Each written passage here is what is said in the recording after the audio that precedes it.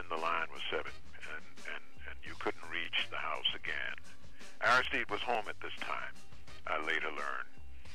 Well, then we got a call from Tavis Smiley to my wife, who had worked on organizing this trip, and Tavis told my wife Hazel that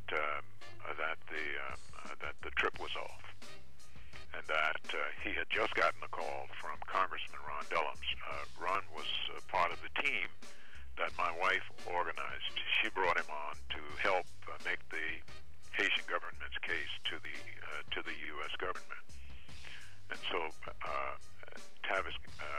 Ron got the call from Secretary of State Colin Powell, and he said, Tavis said that Ron had told him that Colin Powell told him that the paramilitaries, the thugs that the U.S. had armed, that were trained by American Special Forces in the Dominican Republic, were coming to Port-au-Prince on Sunday to kill the president.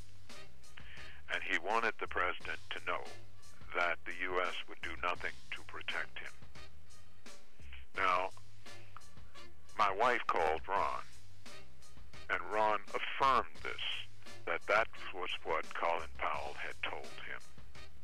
I started to call news people. I called Peter Jennings and spoke to him. I spoke to Randall Pinkston of CBS News. I spoke to George Guetta of AP,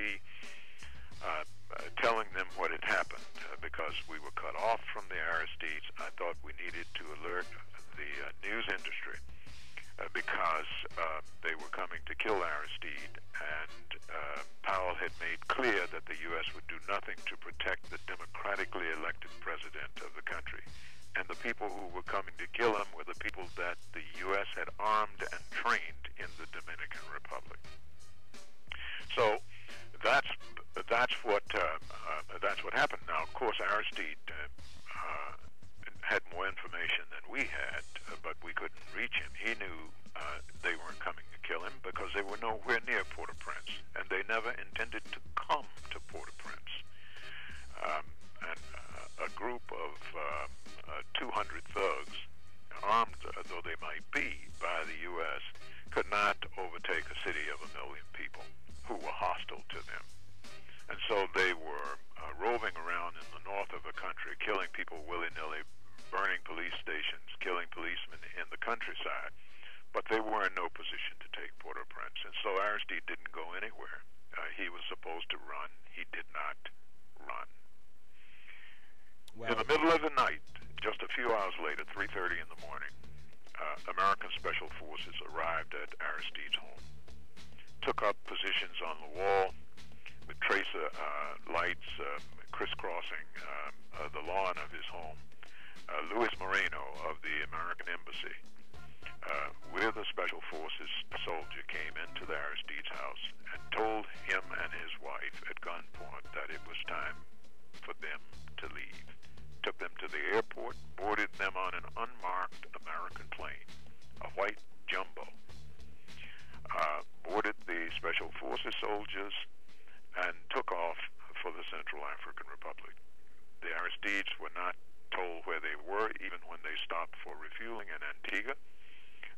Were not told where they were going, did not know where they were going until the plane was making its approach to the airport in Bangui, the Central African Republic. That is what happened. Now, I'm going to cause everybody to have to go out and buy the book to get the rest. And I want to ask you something off air, Mr. Robinson, if you can hold.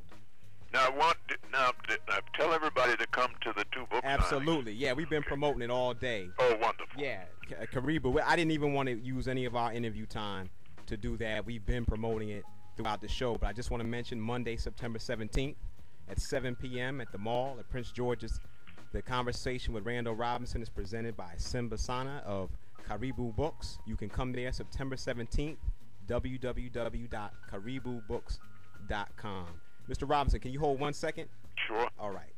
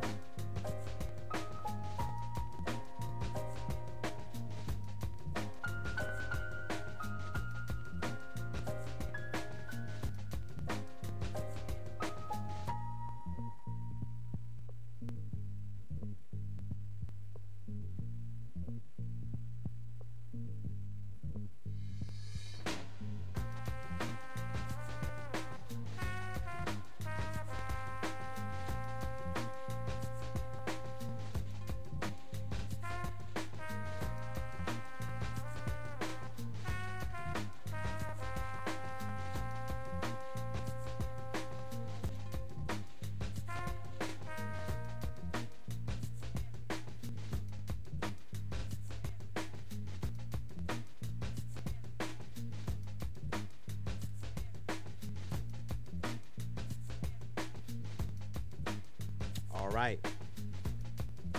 Any thoughts? Randall Robinson put it down. I want you all to get the book. I don't want him to run the whole story. An Unbroken Agony. What are your comments? I was at Savior's Day 2004,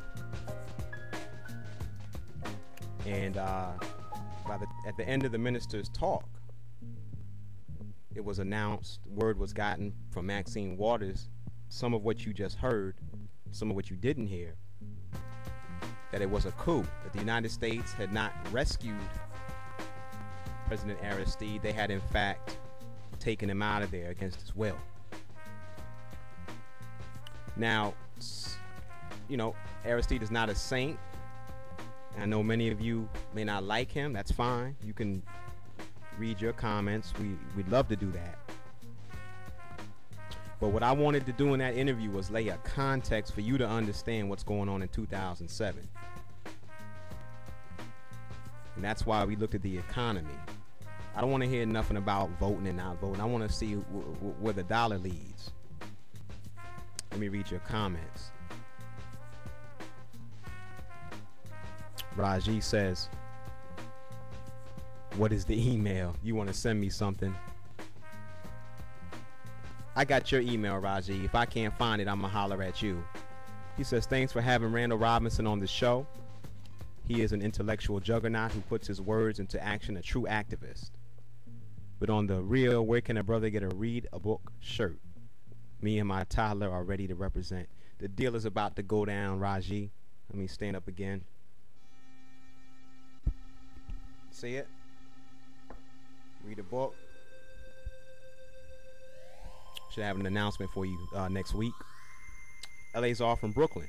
Please don't forget the relationship between Haiti and the Dominican Republic, like how Rafael Leonidas Trujillo, who ordered his army to kill 50,000 Haitians, and the Catholic Church, who promoted division between the two countries. That's in the book. That is in the book, and you just mentioned it, Eleazar. Hopefully that will suffice. The Dominican Republic plays a, I guess, an unflattering role in the undermining of Haiti. So again, get the book from Caribou Books, www.caribooks.com. And on September 17th, the mall at Prince George's, the conversation with Randall Robinson. He and brother Simba of Caribou Books are going to have a conversation, book signing, the whole nine. An Unbroken Agony, Haiti, from Revolution to the Kidnapping of a President. Please do not buy this book at Barnes & Noble or Amazon. If you're hearing about it through us and Caribou Books, this is the kind of black unity we're talking about. Now, Mr. Robinson and I discussed something off air that I will talk about soon. But just like that, real recognizes real, if you know what I'm saying. Okay.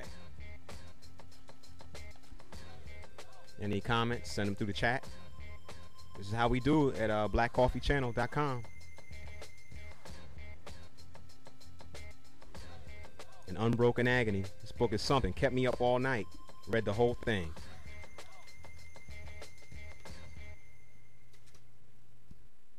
All right. Yeah, I'm tired. You tell me what y'all want to talk about. We got 1 hour left. Trying everything I can to wake the sleeping giant. I want to thank Randall Robinson. Everybody go to randallrobinson.com. I'm going to go there right now.